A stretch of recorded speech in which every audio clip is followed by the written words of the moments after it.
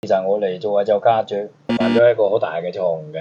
6月9號考完試，明天你該就是10號，你想做什麼？最想做的？最想做的還是睡覺吧，太焦慮了，真的太焦慮了考試。其實咧，家長仲招嚟過啲考生嘅。嗱，借呢個機會咧，我同你嚟分享下咧。我個仔畢業咗10多年啦，個女都畢業咗成接近亦都10年啦。咁當初咧，其實我嚟做就家長，犯咗一個好大嘅錯誤嘅。當初讀高中嘅時候，追求去考大學，考乜嘢科類都好，你自己好想追求呢樣嘢，而你追求唔到，因為你覺得好，引導自己嘅子女覺得好。咁你諗下啦，你又炮轟人嘛？你因為你炮轟嘅思想叫子女去跟你炮轟嘅思想去，會唔會跳得出嚟個框架咧？有啲難處咯。係啦，所以咧興趣唔代表可以為生嘅，但係我哋家人咧就係我個人嘅建議，仲係放鬆一段時間。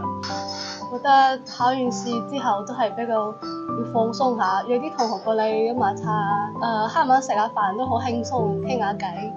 而且呢度環境又咁舒服，飲完茶下午仲可以去打下台球。可以。仲有你去下嗰個農場都可以噶嘛。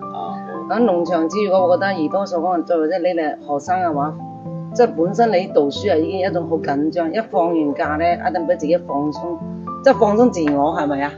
出嚟同嗰啲同學聚下啦，係嘛？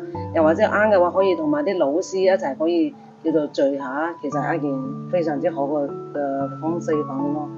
考試分數就冇得改嘅啦，總之又攞書改啫，你自己係左右唔到。但係第一時間咧，家長嘅意見可以聽，但係家長盡量係少俾代佢。你對主女嘅性格好明白，但係對主女嘅學科你未必係一致嘅，所以咧就係選擇科目、選擇嘅學科仲係由主女決定。